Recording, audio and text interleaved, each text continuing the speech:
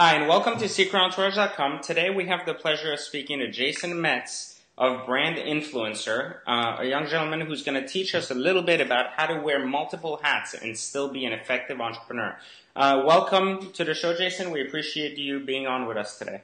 Thank you. My pleasure. Absolutely. So, tell us a little bit about Brand Influencer and what it is before we kind of get into, and how it is that it came about. Yep. So brand influencers, www.brand-influencers.com, been around for about 3 years. I come from a marketing and strategy background. I had been working for an omnicom agency prior to forming Brand Influencers with my partner. And the goal behind Brand Influencers was to help big brands better understand the behavioral characteristics of the target audiences they were trying to reach. A lot of marketing and advertising is centered around trying to help a brand position itself in the marketplace, but not so much concerned about understanding how their target audiences are currently behaving. And with the advent of social media, all of a sudden, all of us as consumers, we're constantly talking and posting and commenting on social channels.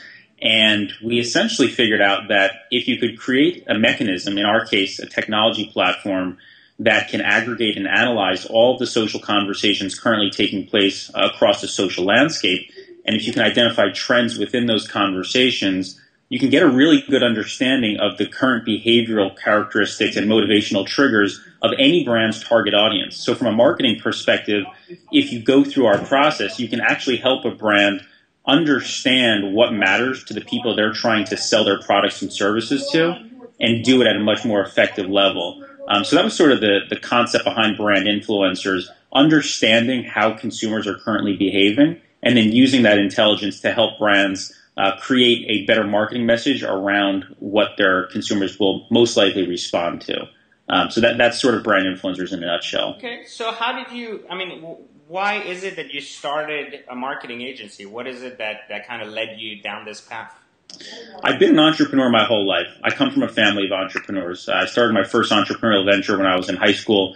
I ran 2 companies when I was in college, and I've run 2 companies since graduating college. I took a break from entrepreneurship for a few years when I worked for an omnicom marketing agency called Smart Fusion. I headed up business development and client strategy. And we had a lot of blue chip clients like Nokia and Porsche and Procter & Gamble and Adidas. And we were creating really fun marketing campaigns that essentially combined digital marketing and experiential or event marketing. And at a certain point, Omnicom decided that they wanted to consolidate some of their shops. So they took our agency and a couple of other agencies and combined them together. And at that point, a lot of the executive team left the agency. And I decided that instead of joining another shop, I wanted to use sort of what I'd learned working for this agency and build upon it and create Brand Influencers. So that was essentially why I went out solo. So who does Brand Influencer caters to? Like, are there any larger companies that you currently do business with that were kind of big wins for you down the road? Yeah, so over the last couple of years, we've been super successful at Brand Influencers. Some of our clients have included Acura, Miller Coors, Beam Global, Condé Nast, mostly Fortune 500 brands. Most of our programs, budget-wise, are in the 6 figures to high 6 figures.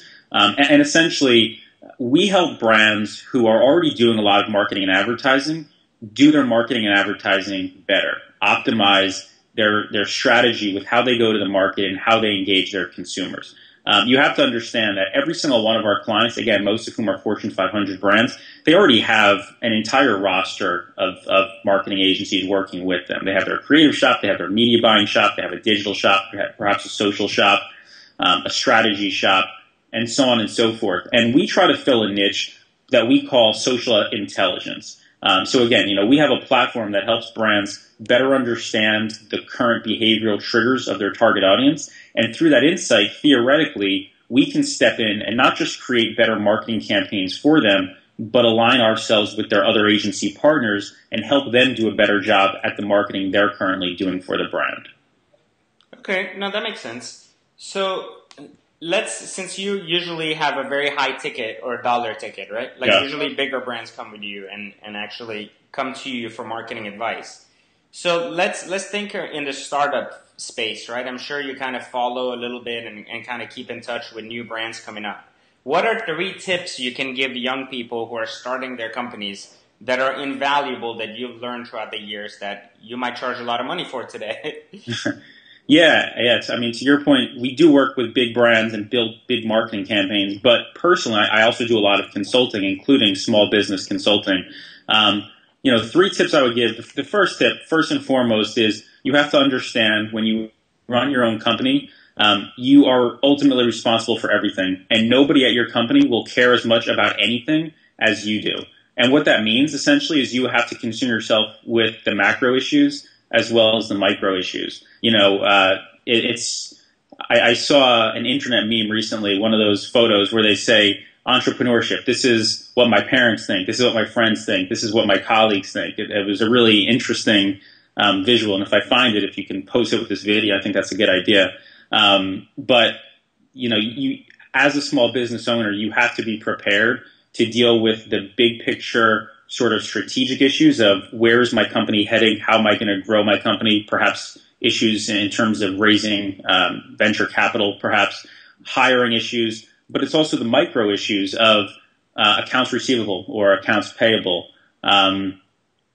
dealing with every single potential client issue that arises. Tip number 1 is just be prepared to deal with the micro issues and the macro issues. You have to be the big picture guy. You have to be the small picture guy and everything in between. I think tip number 2 is a lot of small business owners and entrepreneurs that I come across are either very heavily right-brained or very heavily left-brained. They're either very creative or they're very analytical and business-minded. I happen to fall under the left-brain category. I don't really have that much creativity inside of me, and I know that, and I've always known that every time I've started a new company. But I think what's important is you have to know where your skill set ends and put yourself in a position where you can align yourself with people who perhaps complement you in areas that you're not so strong. As an entrepreneur my whole life and sort of rubbing elbows with a lot of fellow entrepreneurs, I know that we as a group have a tendency to think that we can do it all, or to want to be able to overcome any challenge and figure it out ourselves. But at a certain point, you have to be willing to take a step back and understand, I'm not the be-all, end-all. I can't do it all. But there are people out there who are really good at the stuff that I'm not so good at. So just being willing to think a little bit outside the box and find people who can complement you, knowing full well, however, that, again, nobody you bring into your organization will care as much as you do or work as hard as you will. And I guess tip number 3 for me is know the work-life balance. As a small business owner, as an entrepreneur, we're always in a hurry. We're always in a rush. We're always afraid that if we don't do it today, somebody else is going to beat us to the punch. Or, if we don't work our ass off today, somebody else is probably working harder than we are, putting in more hours than we are. And that very well might be true, but you don't want to burn yourself out. And, I've seen a lot of fellow entrepreneurs just go balls to the wall and just do their best and work their hardest. And, sometimes it succeeds, but oftentimes they get burnt out and have to take a step back for a while. So it's hard, do as I say, not as I do. It's one of those kinds of things. But most definitely understand where sort of work ends. And even though we all take it home with us every day as entrepreneurs, as small business owners, you have to be willing and sort of understand when and how to take a little bit of a step back and just completely free your mind of it, disconnect for a little while, and then come back stronger, the next day.